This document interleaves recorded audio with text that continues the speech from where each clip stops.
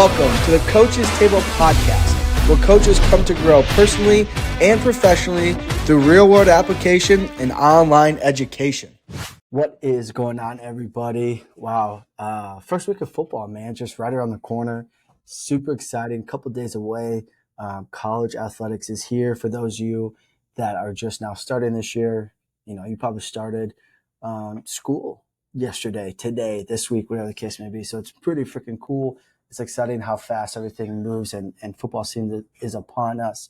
And I'm super excited for it. But for today's episode, guys, we have a guy that is super exciting to talk to and super fascinating to talk to because he comes at us from a different perspective from coaching as well, with time in the NBA, with now obviously college and the success he's had there. So I'm super excited for him to come on. But before I introduce him, guys, do us a huge favor, okay? If you get anything from this, share the show. That's the only reason the show grows. It's the only way the show grows. So do us a huge favor, share the show.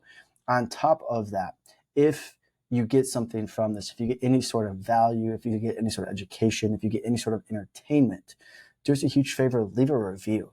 Okay, what the review does, it tells other coaches, other athletes, other listeners that this is valuable for them and that they should take their time to listen to this.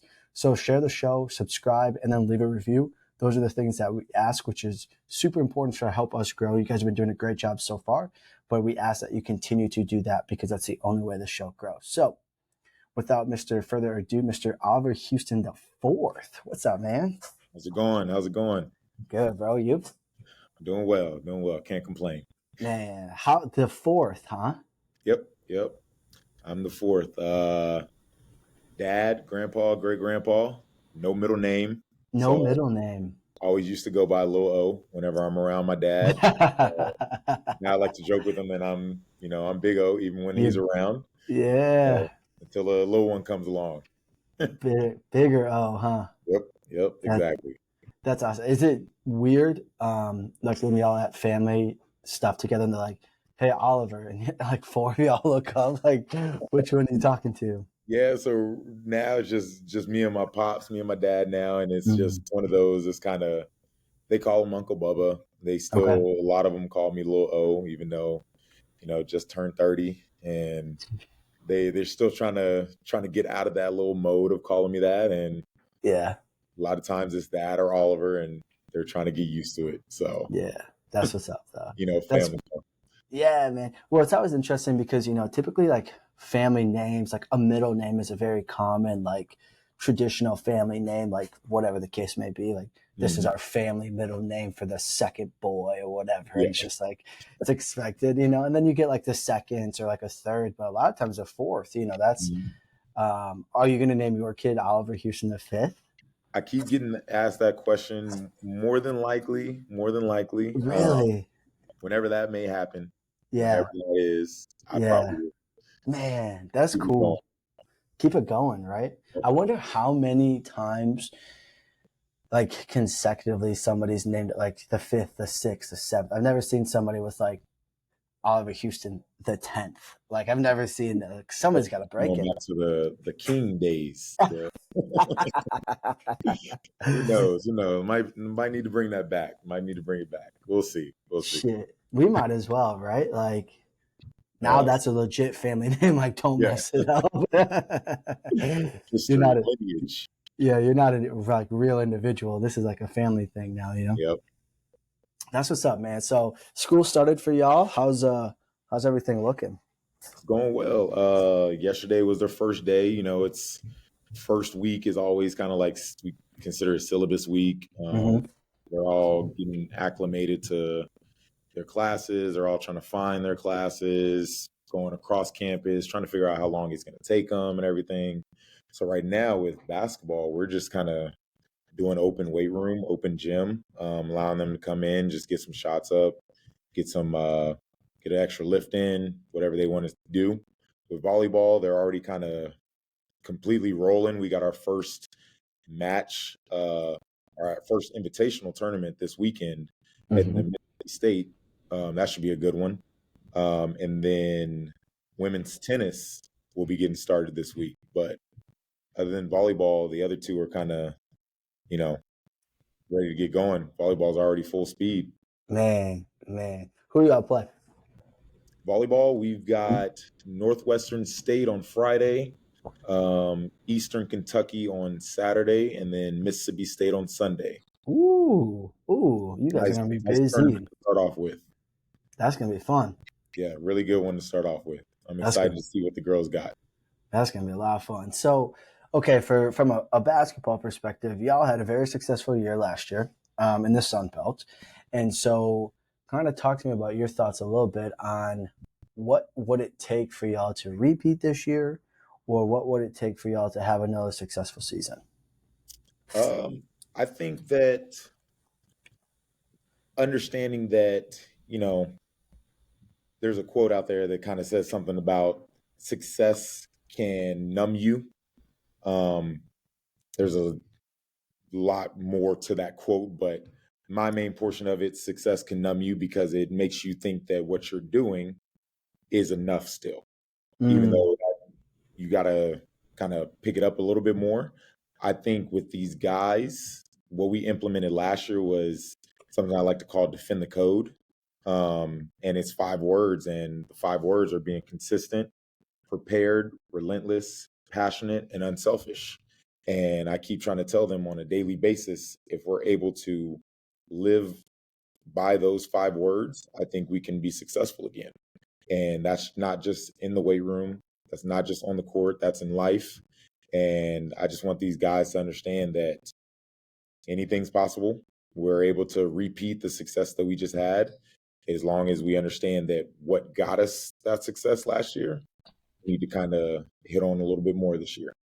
Man, that's fantastic.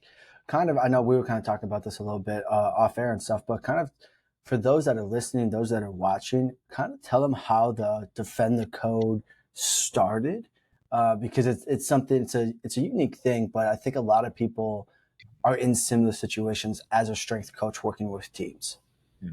So I always like to try to say the fastest and quickest and I guess easiest way, the best way to build buy-in and trust is being available. So I'm always around at practices, film sessions. I'm in their exit meetings, all that stuff. I eat with them. So a lot of times I hear a lot of the guys talking about, having an identity. We didn't really have an identity. If we went on a losing streak or something like that, we didn't know how to get out of it. We didn't know how to do this. We didn't know how to do that. So I kind of came up, I had 10 to 12 words roughly.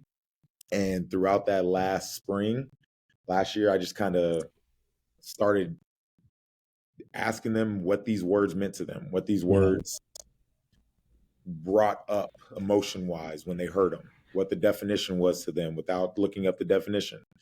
Eventually, I whittled that down to about 5 words. And I told the guys that essentially this is a blueprint.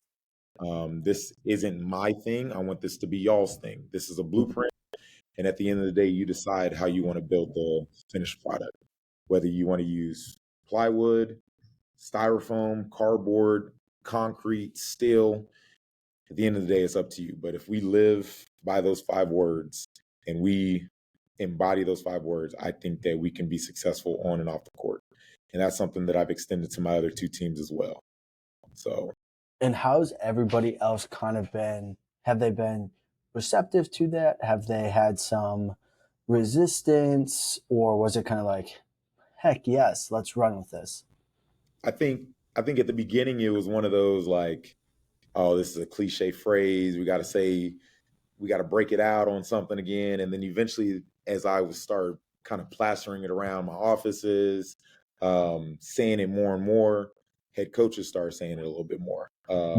Marlon said it, name dropped it in a couple of post-game interviews and send me some articles on it. And I'm like, oh, like this is, they took this taking off a little bit now. Okay. And then now, like the guys are breaking it out by themselves. I'm not telling them like, all right, defend the code on 3. And it's like, they're saying it. I got shirts made for them. Oh, wow. It became, like I said, they took it and ran with it. And the assistant coaches are even kind of like, this is something that I think can help us. Because at the end of the day, I think us as strength and conditioning coaches our role is to defend the culture. But a lot of times you got to figure out when you get to a place, if you need to be the one that helps build it and instill it. And I think that was something that I learned when I got here. We had something that was really good, and I just wanted to make it even better. And I think Yeah. that was something that once the guys felt that it was theirs, and once my athletes felt that it was theirs, they kind of, like I said, they embodied it and they took it and ran with it. You feel like because they got to be a part of it, it helped them create ownership in that? And what I mean by that is like sometimes a leader or the person in charge, right? I'm going to use the word in charge because sometimes the person in charge really doesn't know how to lead. But sometimes the person in charge is like, this is how we're going to be. Mhm. And everybody else just has to be willing and accepting of that. Mhm. But do you think because you did it a little bit differently, meaning like, I want you guys to be a part of this. Here's what's my thought. It's not my thing. What do you want to embody, be a part of, embrace, and hang our hat on? Do you think that helped them gain more ownership and feel like it's theirs rather than like, oh, this is just something that Oliver wants or, whatever the case may be? Yeah, I definitely think so. It kind of gave them a little autonomy. And I think everyone works well with autonomy, no matter whether you're an employee, a coach, assistant coach, intern. Um, Once you become involved in a process, once you become involved in your process and your Mm. success, I think you're bought in more. I think your word and your input becomes more valuable. And I think once you start to feel more valued, you, as cliche as it is, you want to run through the wall for them. Yeah. I think giving them those words, because there were a lot of words that were similar. There were a lot of words that I'm like, that can't be put on a shirt. And then I didn't want it to be as cliche as it was. And I'm like, okay, how can I make this something that's theirs? How can I give them that blueprint to where it's, Mm. all right, this is y'all's. And at the end of the day, the finished product is what you build, not what I build.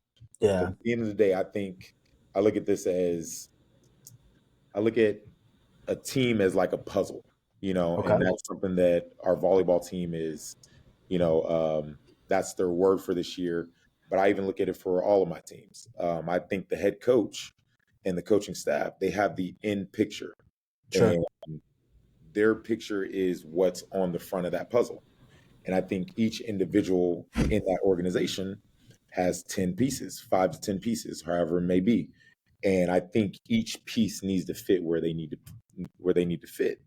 And I think at the end of the day, if you're helping each other implement those pieces, I think that end product is going to be amazing, no matter Mm. what it is. And no matter how you go about it, you need to put your pieces where they need to fit, and the other person needs to put their pieces where they need to fit. And giving people autonomy in that sense allows them to figure out my piece fits with your Mm. piece fits with their piece, and so on and so forth.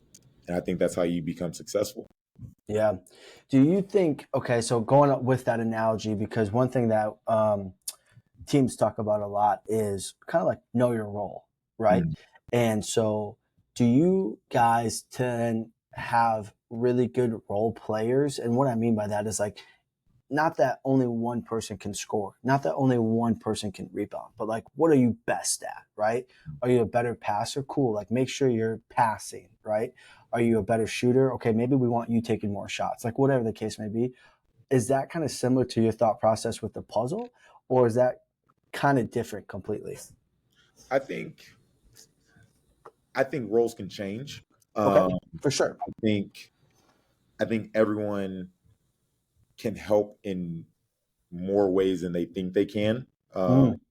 But I do think that's how the analogy with the puzzle works. I think that if so and so has 20 different pieces and his pieces just don't fit with this person's pieces, meaning who he's on the court with, Hmm.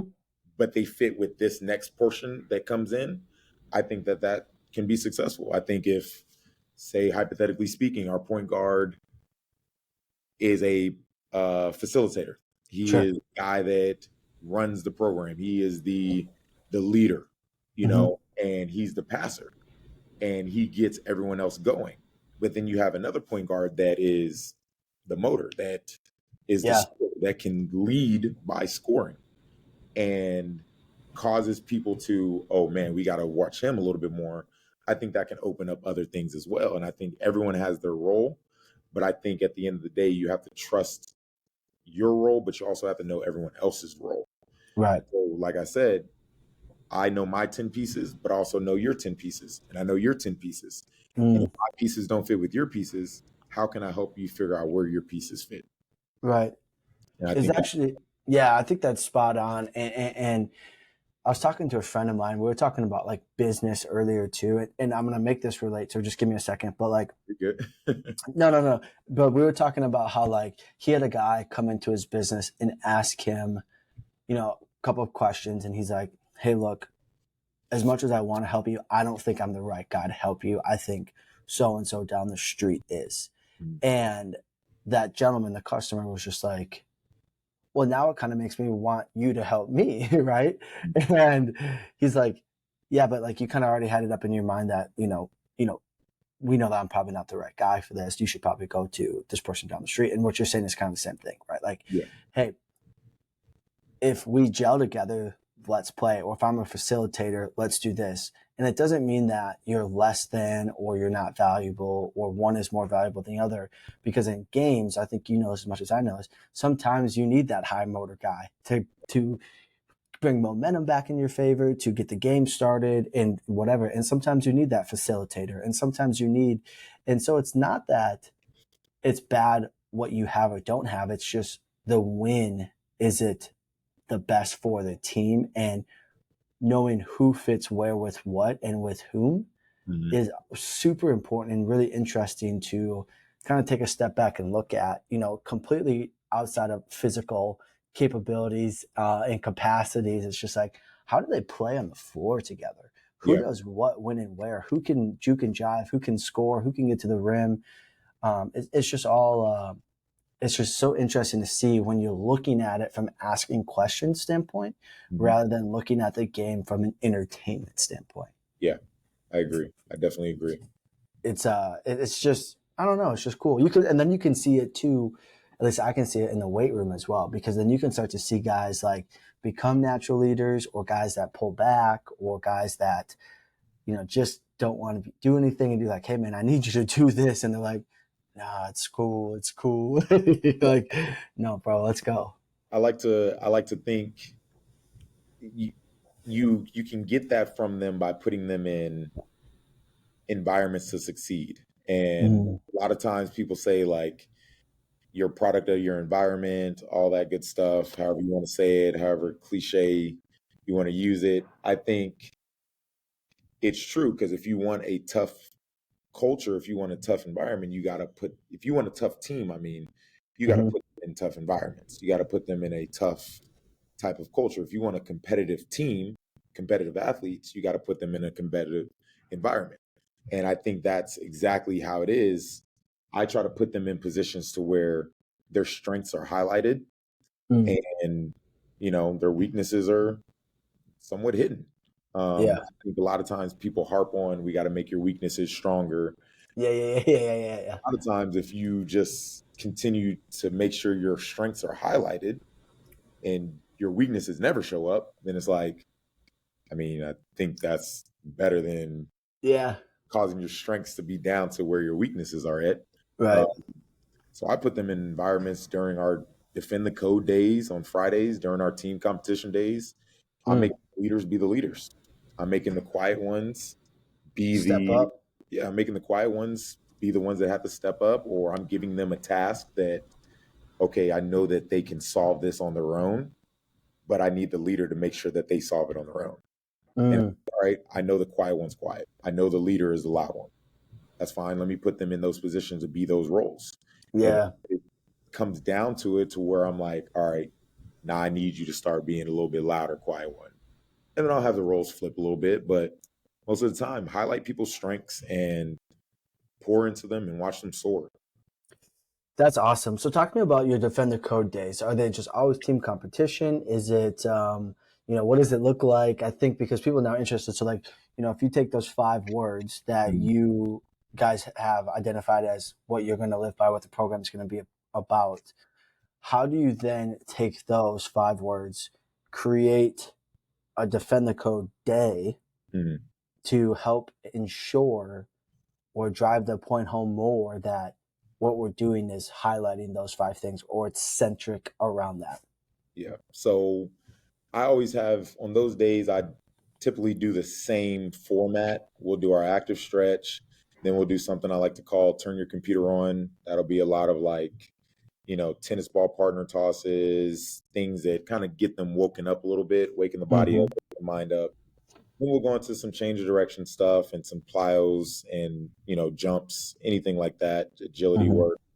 And then we get into our main thing. A lot of times, depending on what that week looked like, Yeah, come on. depending on what that week looked like, I think the joy of being a strength and conditioning coach is I don't have to deal with X's and O's, so I deal with personalities and Yep. whatnot. So I see that, okay, this week, a lot of our guys were being a little selfish. A lot of our guys were doing this. A lot of our guys were doing that. So I'm like, all right, today's workout is dead man walking. That was one of Mm-hmm. our this year, and we did uh, bike sprints and trap bar walks. But I knew that one was all right. You're going to work hard while your teammates working hard. So at the end of the day, you can't be selfish because if you take longer, he takes longer. Mm-hmm. If you finish faster, he finishes faster, and you are done faster. So as we go throughout the week, I'm kind of a lot of people don't like as how late I come up with the Defend the Code day because it's one of those like these days are memorable. I think these Mm. days during the summer are the best days you can have Mhm. if they're executed right. Yep. And I spend a lot of time trying to get them to be creative. Mhm. I try not to do it in the same location. Um, I want it to be different. I go to the tennis courts. We'll do it on the main football field. We've gone to the track. Um, I've gone to a park before. Like, I want these days to be different because these are the memorable days. That's what I learned from my mentor. And honestly, whatever I think they need that day, whatever coach had talked about during that week, I'm like, all right, Mhm. this is what we're going to drive home today. This is, I need you to be there for your teammate. I need you to carry this punching bag, and this is you picking your teammate up after he just got a hard foul. Sure. I need you to carry this weight to here because at the end of the day, this is a teammate that needs help off the court. Uh, Mhm. and I just try to spin it into those 5 words to where it's like, if we're doing this, we got to be relentless. We're going nonstop for this amount of time. That's relentless. That's us pressing. That's us switching on defense. That's us trapping. If we're doing, if I'm working on something being passionate, it's like, all right, you got to want this. This is, you got to earn this thing to be done with this thing. Mm. Or like being prepared, I put them in a position to where we're doing something that where you got to set it up before you're able to go. Mm. Prepare yourself to be successful. Yeah. Selfish, pick your teammate up. Be consistent. Do this on a daily basis, and I think we'll be where we need to be. But being Yeah. consistent is being those other 4 words at the same time. And how do they typically kind of respond to that stuff? Or at least let's ask about the first one, because I'm sure the first one was a massive shock for them. And Uh, then maybe they've kind of learned since you've been continuously doing it. But what about the first one? And then if you want to share the other ones, how do they kind of respond to that stuff? so the first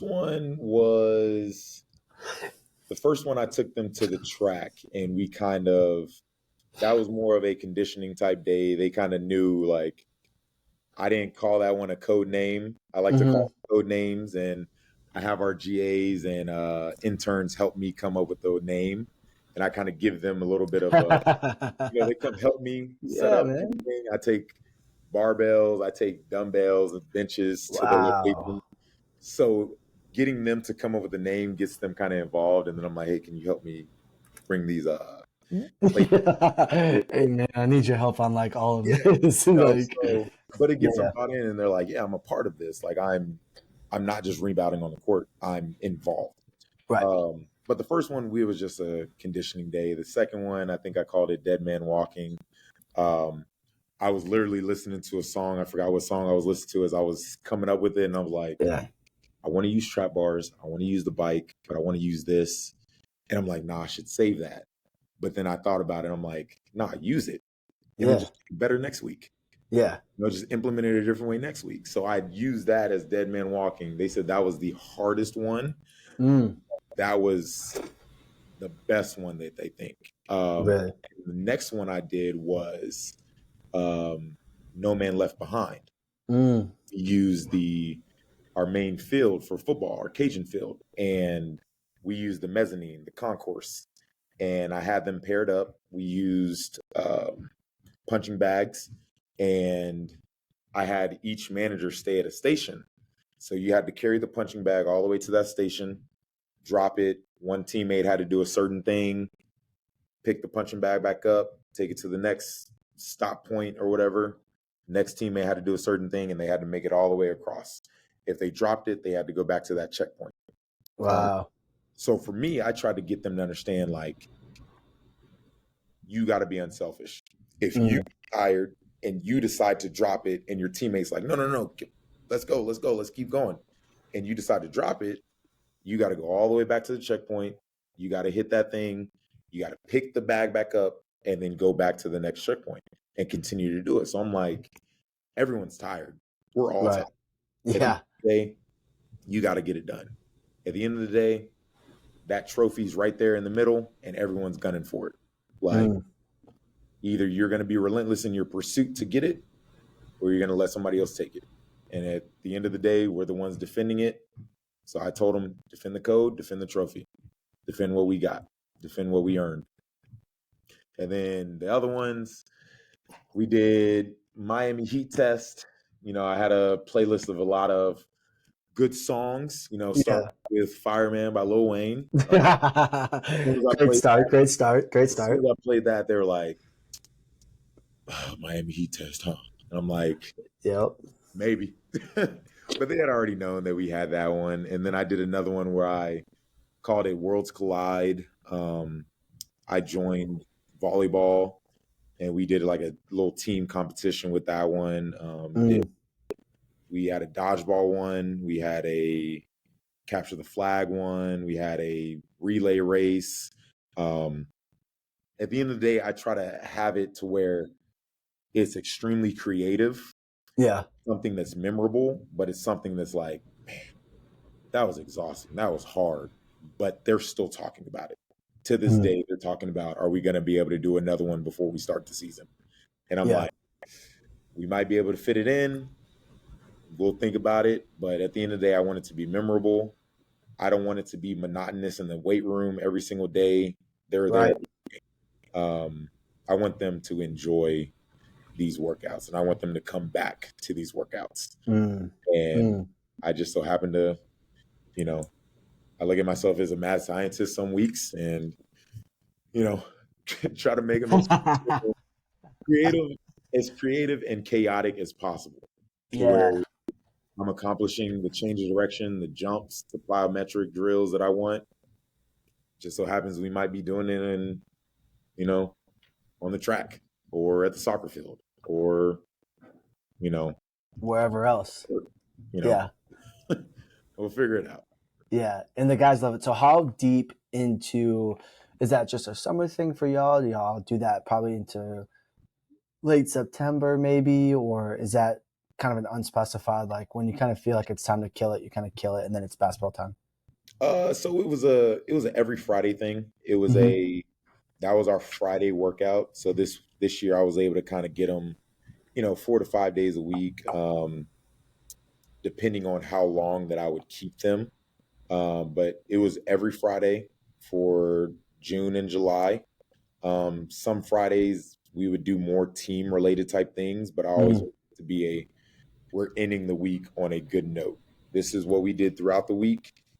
This is our stamp on mm, Friday. go into the weekend, make smart decisions. Monday, let's hit it again. Friday, put a stamp on that week, check Sure. it off. Now that we're in preseason, I think I'll have an opportunity to do maybe 2 or 3. We'll have a 4-week preseason Mm-hmm. before we start our full official practices. Yep. So I might hit them twice with it. They don't know just yet. So Yeah. if they watch this, they'll They let us know. might know what's coming. The thing is, they don't know where. I never tell them Yeah. where it is, and I never Mm. tell them what it is.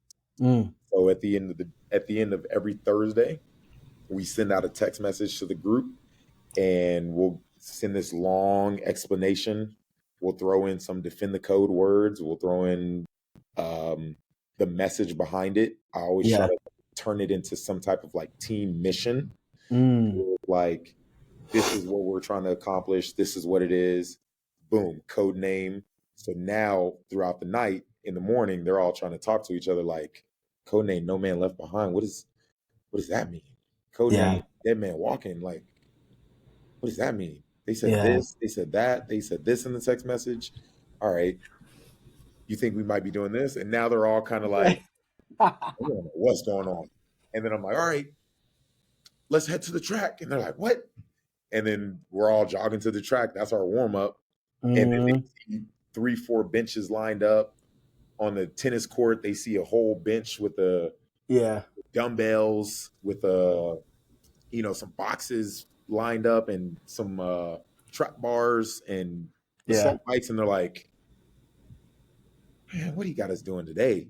Yeah. And we knock it out, and they're super excited. So I think we might have an opportunity to do 2 to 3 more. Mm-hmm. And then I'll try to stamp it as something along the lines of like the last stand, road to Pensacola, which is where our Sunbelt tournament is, or something along the lines of like defend what we've earned. Yeah. Yeah. Time to get that roadmap out, huh? We got to make all these pit stops along the way. Exactly. And some are going to be ugly, some are going to be clean, but at the same time, like the end destination is the end destination. Exactly. And I try to tell our guys, this year is not going to be pretty. In order to win the games that we need to win, in order to be back on top, I told them, I said, that target, we were picked first last year. That target that was on our back is right here on our foreheads this go around. Like, we're defending champs. Yeah. People want a shot at us, no matter what night it is, no matter what day it is, whether it's home, whether it's away, whether it's neutral site. I always try to tell them, line them up. I'm rocking with it. Yeah. I know the amount of work that we've put in this summer. I know what I've put them through. I know that as long as we stay in the right mindset and have the right mentality, we can go up with the best of them. Right. 100%. I think that's the big thing. That's a huge difference too. Is like, right now there's all these like preseason polls coming out, who's rankings, preseason this, preseason that, yada, yada. Okay, cool. Yeah. They matter, but they don't matter. Yeah. Right. Like there's so much that goes on in a season, let alone like preseason poll or AP poll or blah, blah, blah, whatever. Like none of that stuff really like matters because it's just like there's just so much that occurs throughout the season, throughout a week, throughout a month that we get so bent out of shape at times that we're not preseason number 1. It's like, but do you even want that? Like maybe you want to be a number 4. Maybe you want to be, not that you don't want to be at the top, but like sometimes when people see preseason number 1, they think, oh yeah, everybody already knows we're going to win this. It's like, well, no, they don't actually. That's their thought. Mm-hmm. And then when you do win it, like you said, the target goes from your back when you win to like right in front because there's no hiding what y'all did last year. There's no hiding of like any of this other stuff. And so it's really interesting from that standpoint because then people think like, well, we won last year, we can chill. And it's like, no, we can't. We got to turn that volume up even more. We got to turn that intensity up even more because the person that took second is chomping at the bit to see us. The people that we beat in conference for the conference championship is chomping at the bit to see us, and it's just like maintaining to have that chip on your shoulder, even though you've been successful last year, but this isn't last year now. This is this year. Yeah. my first year, kind of hitting on that point, my first year we were picked second. I want to say Georgia State was picked first. And a lot of times these polls, are because of who they have returning or Mm, transferred in or how many seniors they have or something along mhm. those lines. And it's like, okay, cool. But you still got to line them up. We still got Yeah. to go in between those lines and take care of what we need to take care of. And like I said, first year I got here, we were picked second, I believe, and we finished eighth. Um, Yeah. Okay, so that's crazy. So you yeah, were picked second, then you finished eighth, yeah, right? and Like then that's what shows people how much can happen in a season. we played in the championship game and lost to Georgia State by 9. Right. So we were able to turn it around. We just, as we were going, it was a lot of that. Mm, Once it kind of started clicking, we were like, all right, we know who we are. We know what we're capable of. At the end of the day, it's all about us. yeah. And we just got to implement what we know how to implement. And then this past year, we were picked, I want to say, I think we were picked first. We ended second. And, you know, we handled what we needed to handle and we were successful. And a Right. funny story with this was my first year when we lost and watching the confetti fall down and all that stuff and seeing the players and how emotional they all were. I stood out there and I watched all of Georgia State's players. I saw them sitting on top of the goals. I saw them celebrating all that stuff. And one of the security guards, her name off the top of my head, I forget her name, but I was able to take a picture with her, and she was like, "Don't worry, you'll be back." And I was like, just bawling, just upset because we were right there. Yeah. And I'm just like so frustrated and upset with the results and everything. And she's like, "Don't worry, you'll be back. Like I see your team. I see what y'all do. I see how invested y'all are as a staff, how invested you are, and just kind of like consoling me and everything." And Yeah. at that moment, you're like, "Man, it's not." Yeah. Okay. Yeah. Yeah. Exactly. And she was just so sincere about it. Mm, And when we went out for the championship game this past year, she sees me and she's like, "We're waiting for that. We're waiting for them to introduce us, go all on the court and everything like that." And she's like, "I told you you'll be back." And I like look and I'm like, "Who is this?" yeah. And she's like, "Remember, I told you last year." And I'm like, "Oh, snap." Yeah. After we won, I took a picture with her, saved it and all that stuff. I posted it on my Instagram and everything. And I told the guys about it and I told our head coach, the coaching staff, and they're like, "Man, like you owe her one." And I'm like, "Nah, like this is what we've tried to accomplish. This is, Mm, what we set out to accomplish. And we all hit on the right cylinders and we were able to make it happen, you know? that's huge, man. That's huge. Like, it's so interesting when you get, you know, and no shade to her, but like, people be like, you can watch a game of basketball. It doesn't mean you know the game of basketball, Mhm. right? Like I can watch it. I can watch soccer. It doesn't mean I know soccer or Yeah. tennis or whatever, right? But you can pick and you can see like, oh, that player's good, that player's not very good, whatever. But to see it as a team and then collectively have the understanding of what the conference is like and see all that, Mhm. that's really interesting from that standpoint. Yeah. One thing that's interesting to me that maybe a lot of people know and don't know about you is like you're an intense dude. Like you are you care tremendously about what you do, uh, and it's easily seen and easily shown. mm. Have you always been like that? Has that always been something that people notice about you, or is that something that you've kind of developed?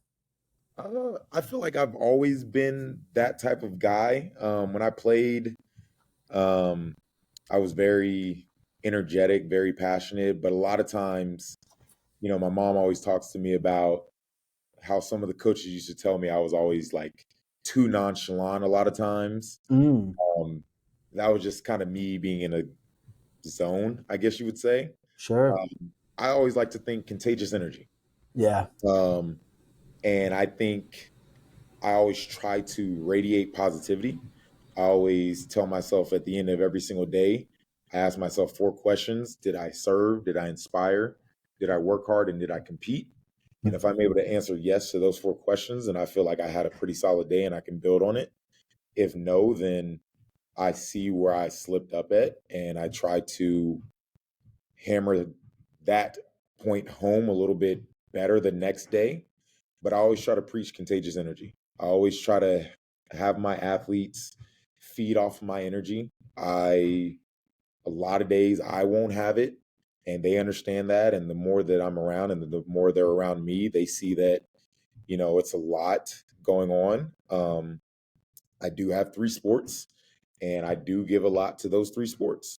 But Yeah. at the end of the day, I tell my athletes, if you have that energy, if you're on 10 and I'm only on 4 or 5 today because I'm tired or something like that, shoot, let me feed off of that. Like, don't come down to my level. Like, I'll get there.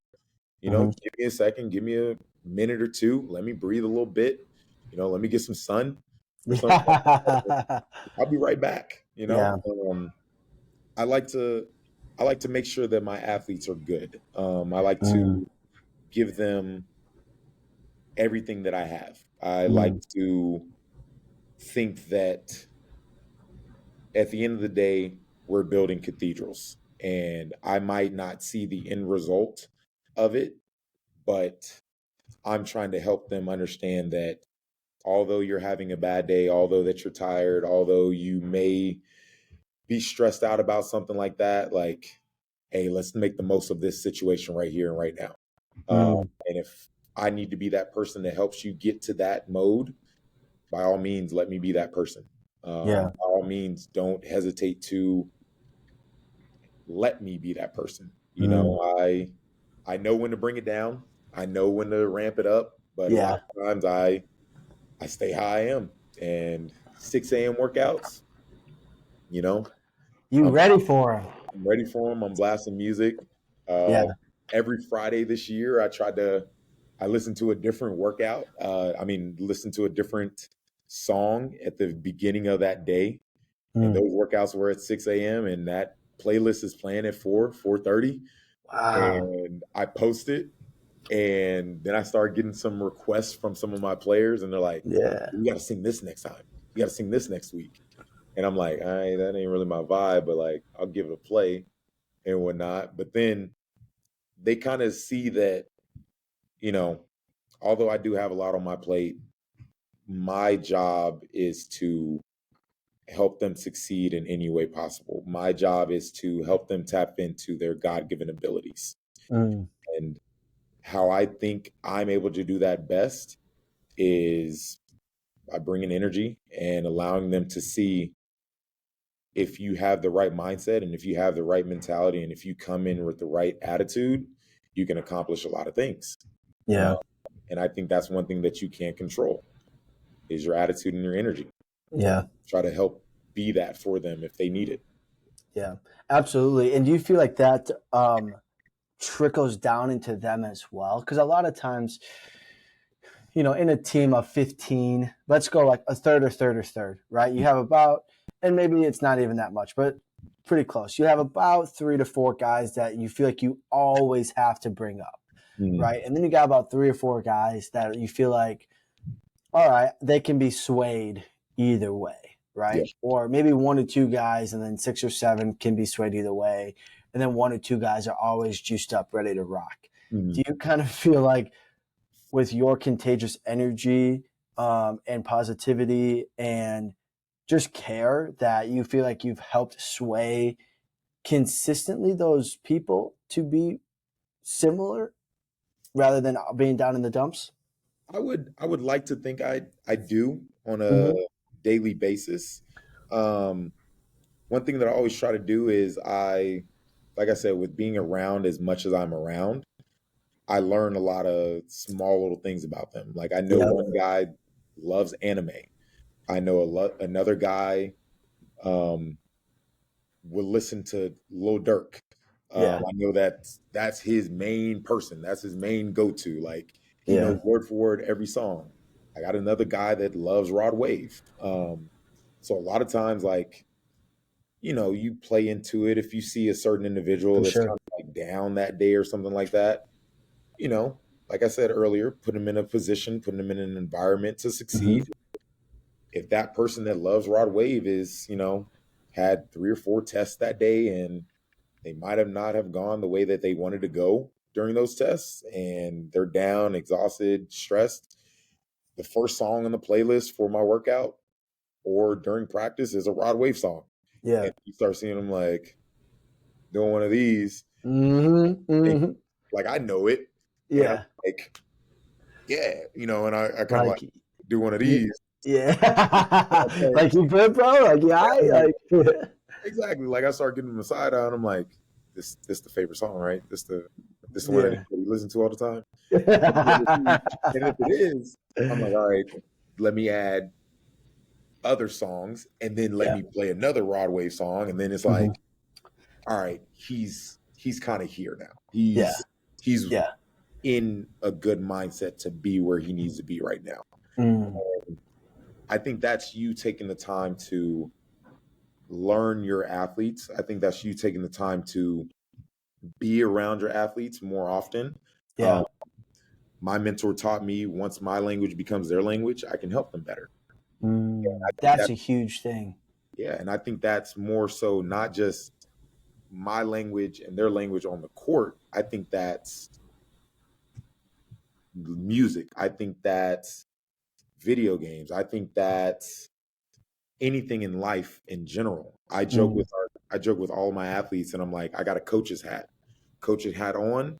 We're talking about business. We're getting down to what we need to get down to. We're talking about weights, sets. We're hitting this. We're doing this. It's Yeah. go time. Coaching hat off. I'm like, all right, talk to me. Yeah. Like, and we have Yep. real conversations. And that's when I learn about, all right, this person will play Lil Durk 24/7 if they could. You know, they would play it when they go to sleep if they could. And I'm like, all right, I don't listen to this person like that, but like, let me figure out some of these songs so I can actually sing to them and Hmm. joke with them, you know? Hmm. And I think once I start learning that about my athletes, I'm able to help them a little bit better. But that also gives them opportunity to know, like, I'm not just in this to be their strength and conditioning coach, to be their performance coach. I'm Yeah. not training them for an hour out of the day and saying, all right, see you. Yeah. I'm trying to be invested in their life because I firmly believe that if this is done correctly, we're in this for life. I think if this is done how it's supposed to be done, then when they have their little ones, when I have my little ones, it's one of those, hey, my little one's about to start Pee Wee, whatever. I remember when you used to do this, coach. I remember when you used to do that. Or when I have little ones come around and alumni are coming back, it's like, oh man, we got a little we got Yeah. Oliver the fifth, Yeah. and now they're like, I remember when I asked you if you were gonna have a fifth, and now they're seeing that, this wasn't just, oh, I'm training you for 2, 3 hours out of the week. I'm Right. actually trying to figure out how I can help you become a better individual. How Yeah. can I help you on the court? How can I help you off the court? How can I help you in relationships? How can I help you in anything that you want to succeed, not just being a athlete, not just in being a basketball player. How can I help you be a better accountant? How can I help you be a soon to be CPA? How can I help you be a engineer? Mm. I give you these tools right now that when you get to that, you have already been through it. I had a tennis athlete, and I know I'm kind of going off track right now, You're but good. No, you're good. You're good. I had a tennis athlete who just recently graduated and she's starting her coaching career. Mm. And she hit me randomly and was like, um, hey, Coach O, I used your phrase, wake the body up, wake the mind up. Yeah. And I'm like, oh, word? Like, I didn't, like, okay, cool. Like, and she's like, I use that every day during our warm ups. And I'm like, Nice. I'm like, man, like that feels amazing that you enjoyed the time here as much as you did. And subconsciously, maybe you're saying things that I constantly repeated. You know, maybe some days you were down in the dumps or had some stressors on your body and whatnot and weren't there mentally, but like that's something that you remembered and took it to where you went to next. Yeah. And I think that's invaluable. I think that's something that is often overlooked. I think it's way more than just X's and O's, sets and reps. Yep. You hit this number on the force plate. You had this amount on your workload with Connexon.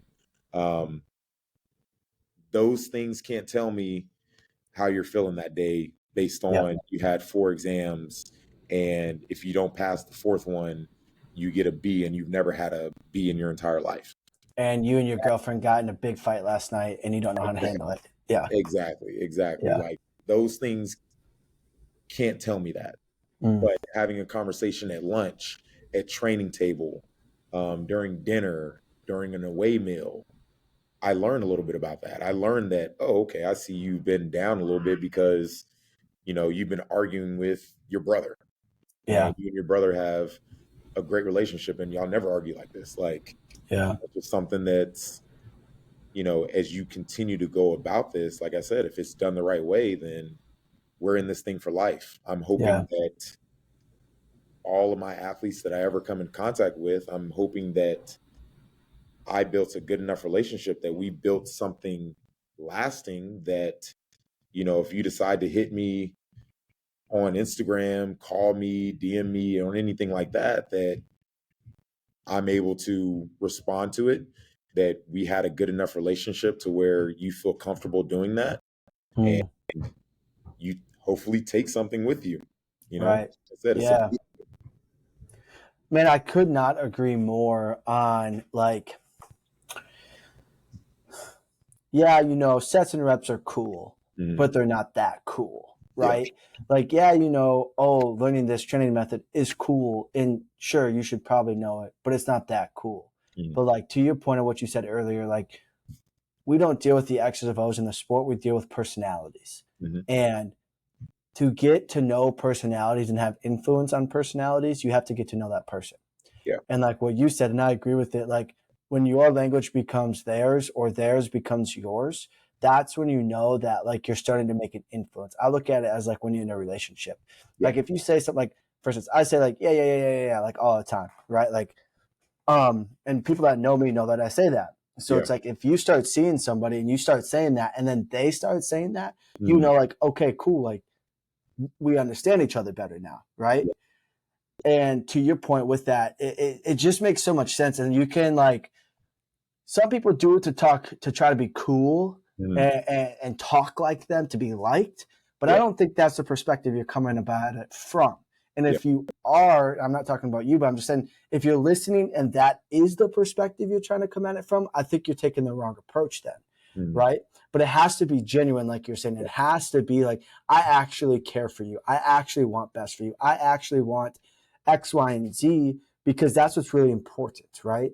And when that does occur, they feel it, they see it, it becomes undeniable. Then it's like, all right, cool. Let's make this work together. And that just takes time. Like it's like having a baby takes 9 months and you can't rush that process, right? It doesn't come in 4 months. It doesn't come in 2 months. It takes 9 months. Developing relationships with some of these athletes takes X amount of time. How much time? I don't know. It depends on the athlete.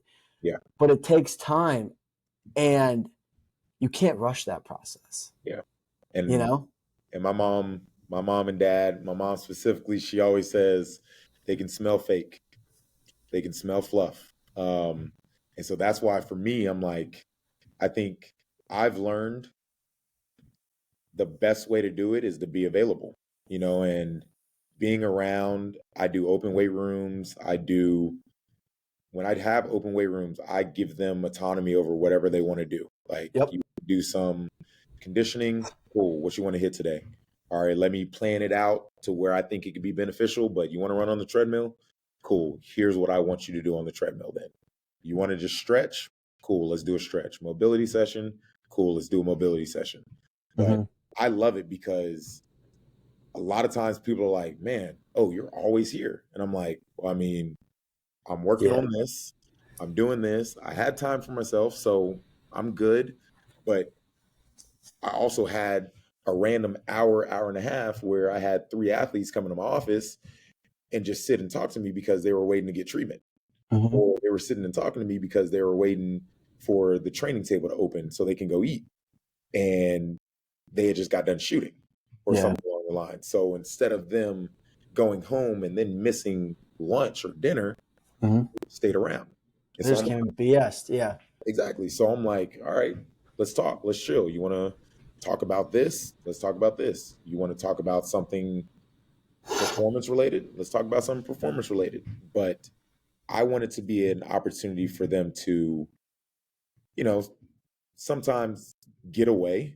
I also want it to be an opportunity for them to just not have any obligations on their plate, not have expectations on their plate, not have anything being expected of them. It's like, yes, I want to make eating mandatory. Yes, me and the dietitian making breakfast, this, you got to eat this at this time, recommendations, all that good stuff. But it's like, besides that, just sit here and chill. Like, if you want to talk, let's talk. If you want to just sit here and hide, okay, that's fine too. Like, I'm something like, but I want this place to be, not so much a safe haven, but I want it to be a place to where they want to come.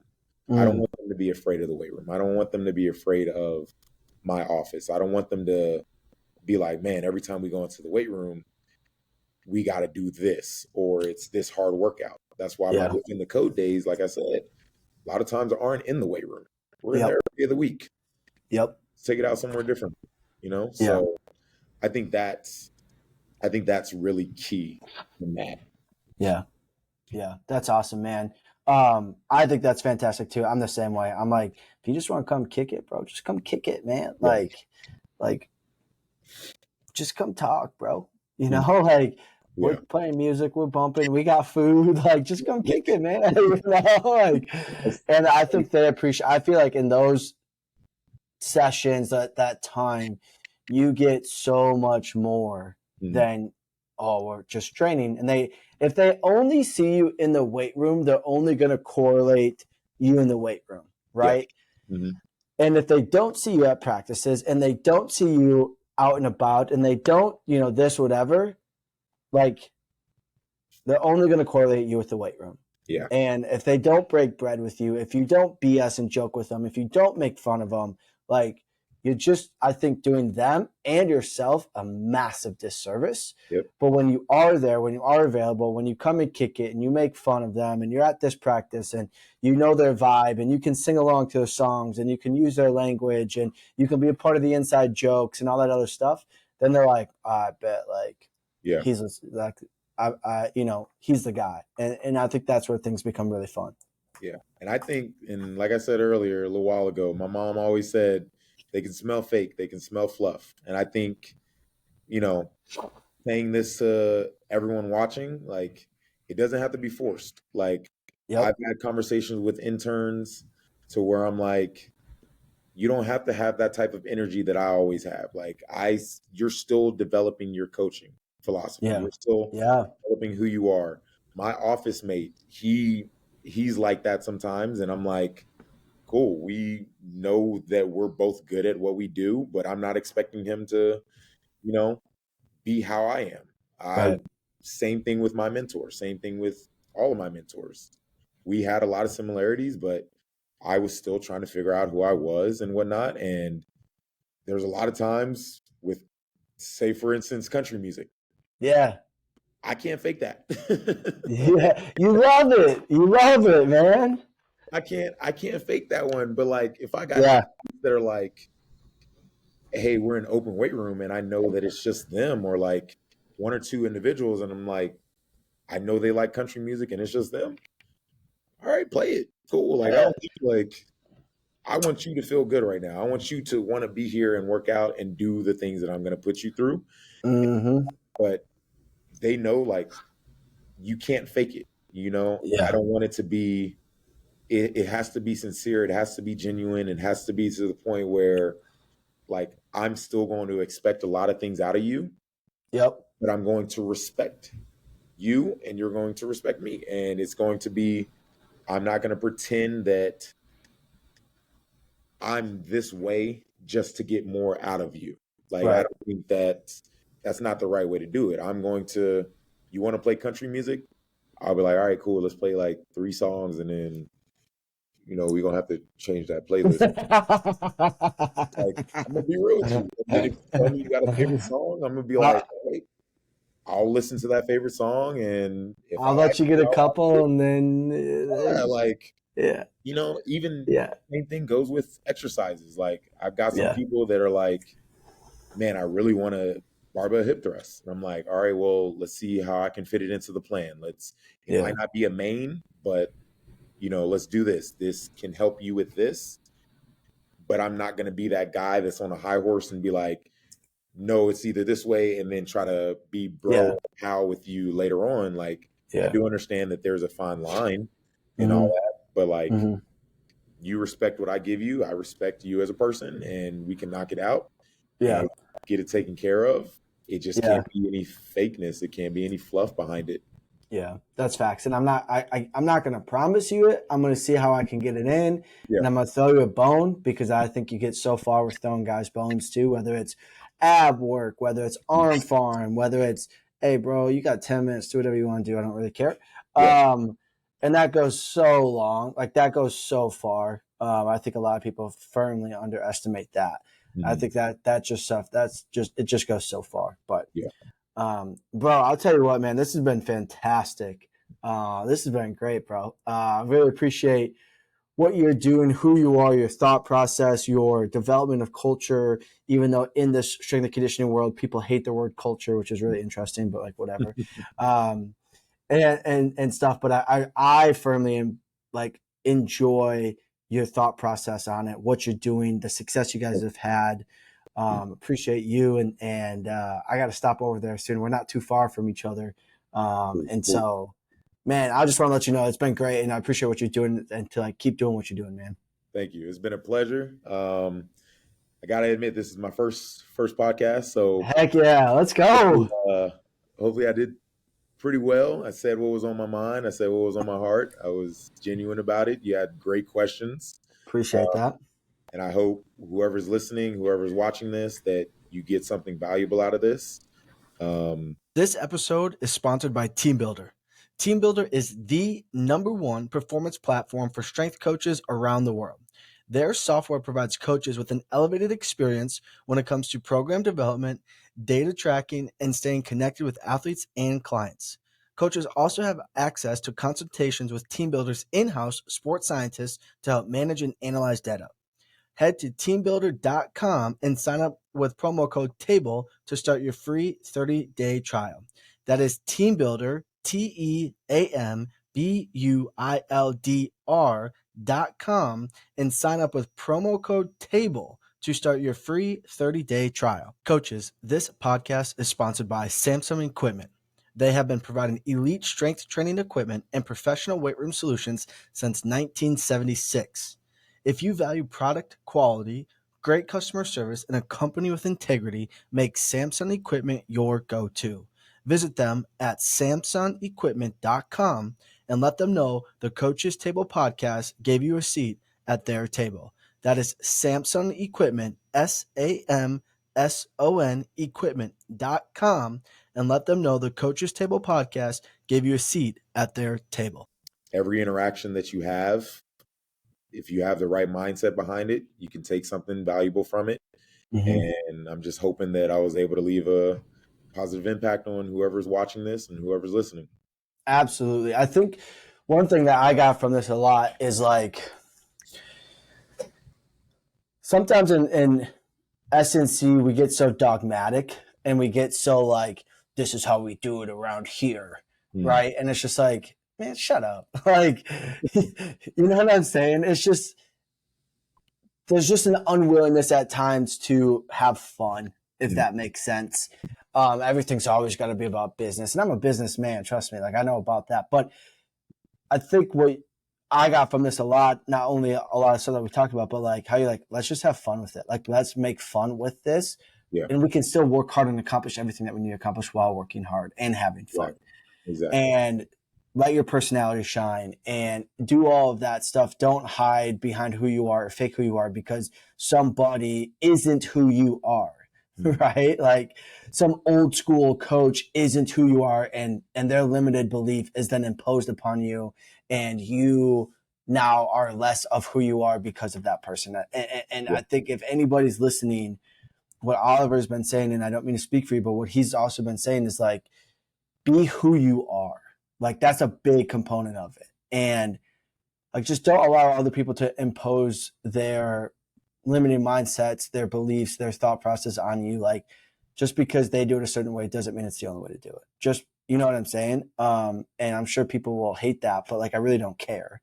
But it's the truth, right? Like you'll get so much farther being who you are constantly than trying to follow the lead of somebody that maybe jaded, seasoned, and ready to go. You know, like there's a lot of that. I see a lot of that, but anyways, I digress.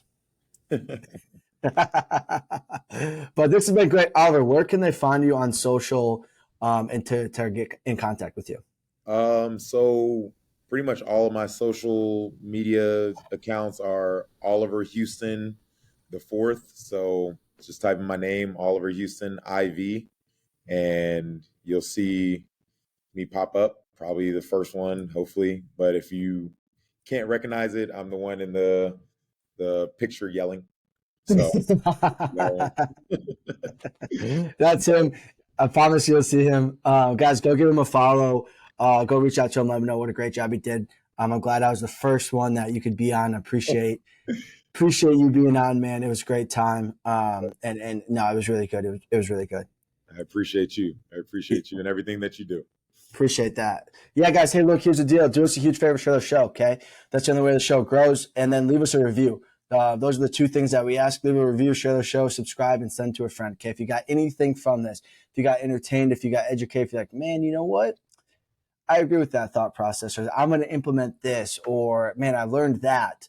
Do us a huge favor, share the show, okay? We're growing rapidly. The full episode is on YouTube as well. So if you want to see Oliver and I talk, it'll be on YouTube. If not, you can listen to us on Spotify, Apple, and any other audio platform. But that would be a huge benefit for us. And I just want to say thank y'all for being loyal listeners to us. And if you would share the show, that would be huge benefit. I got some cool things coming for y'all down the line that I'm really excited to share. So until then, y'all, hey, we'll catch you on the next one.